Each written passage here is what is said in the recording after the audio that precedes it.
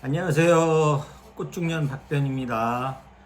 박변TV2 채널 만들고 나서 여러가지 컨텐츠를 몇 개 올렸는데요. 브이로그도 한번 올려봤고 언박싱도 올려봤고 했는데, 그래서 오늘은 어떤 컨텐츠를 한번 해볼까 하다가 제가 뭐 직업이 변호사니까 변호사가 할 수 있는 컨텐츠들도 있더라고요. 그래서 그 중에서 오늘은 박변이 알려주는 생활법률이라는 컨텐츠로 한번 집에서, 평소에 제가 운영하고 있는 박변TV 채널은 사무실에서 찍고 있는데, 이건 박변TV2니까 집에서 집사람 지금 샌드위치 맛있게 만드는 동안 이거 한번 찍어보도록 하겠습니다. 그래서 박변이 알려주는 생활법률 시간 한번 오늘 첫 번째 시간으로 가져보도록 하겠습니다.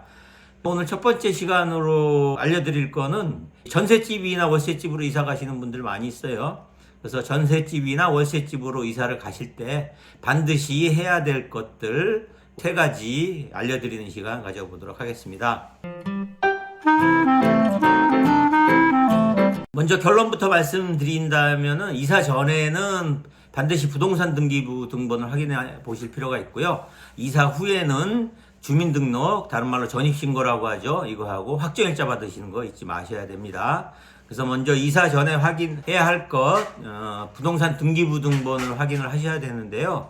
요즘에는 부동산 등기부 등본 같은 경우에는 공인중개사 사무실에서 공인중개사들이 확인을 해줘요. 공인중개사들이 발급받아갖고 가져온 부동산 등기부 등본 확인하시면 되는데, 그렇다고 하더라도 부동산 등기부 등본을 보시는 방법을 알아보셔야 될 것 같으니까, 그 부동산 등기부 등본 보시면은 표제부란하고 갑구란하고 을구란이 있어요. 표제부란 보시면은 표제부란에는 부동산의 현황이 나와 있습니다.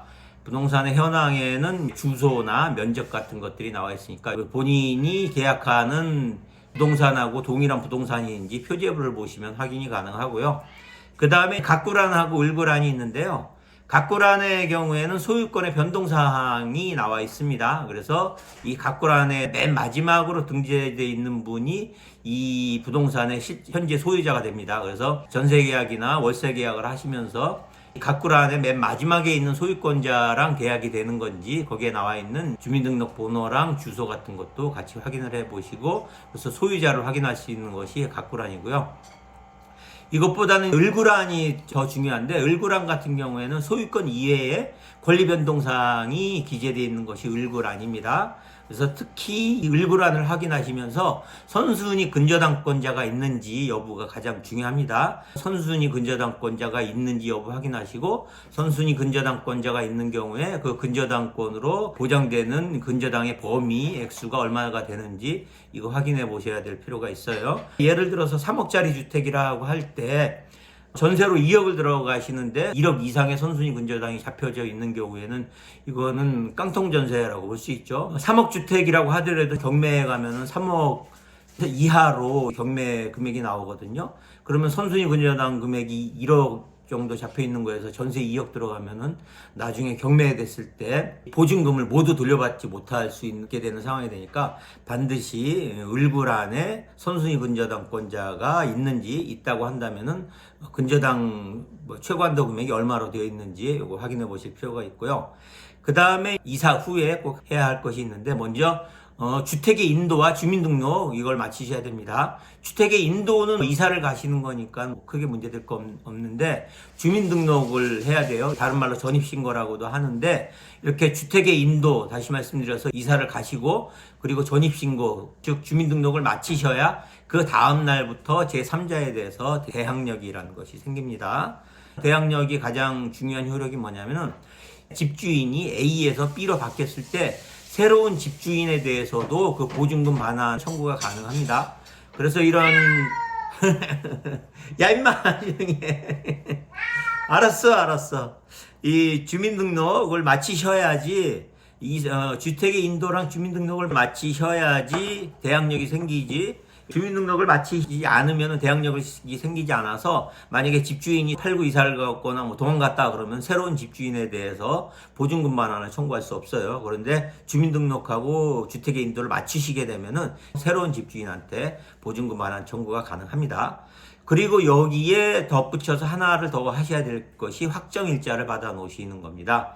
확정일자 같은 경우에는 주민센터 가셔갖고 전입신고 하실 때 계약서에 확정일자 찍어주세요. 그러면은 주민센터에서 계약서에 도장을 찍어줍니다. 확정일자를 받아놓으시면 어떤 효과가 있냐면은 집이 경매로 넘어갔을 때 확정일자에 따라서 경매 우선순위를 받을 수 있습니다. 알았어? 조용해. 그래서 만약에 2억짜리 집이다 했을 때 근저당권자가 알았어 조용히 해. 만약에 1월 1일 날 A은행에 근저당이 1억이 잡혀 있고 2월 1일 날 확정일자를 받아 놓으셨고 그 이후에 3월 1일 날 B은행에 집주인이 근저당을 잡혔다. 그러면은 2월 1일 날 확정일자를 받으신 경우에는 1월 1일 날 A은행의 근저당보다는 밀리지만 그 이후에 받은 3월 1일에 근저당보다는 앞서서 선순위로 경매를 받으실 수 있다는 거예요. 근데 이사를 가시고 주민등록을 해 놓으셨지만은 확정일자를 받지 않으셨다고 하는 경우에는 후순위의 은행인 B은행보다도 경매에서 밀리게 되니까 확정일자까지 꼭 받아 놓으셔야 된다는 점 잊지 마시기 바랍니다. 오늘은 전셋집이나 월세집으로 이사 가실 때 반드시 해야 할 거 3가지 알아보는 시간 가졌습니다. 다음에도 박변TV2에서 생활에 필요한 법률 상식 관련돼서 알려드릴 것 있으면 새로운 콘텐츠로 알려드리도록 하겠습니다. 오늘은 고양이가 옆에서 울고 있는 열악한 환경에서 박변TV2 찍어봤습니다. 오늘은 여기까지 하겠습니다. 감사합니다.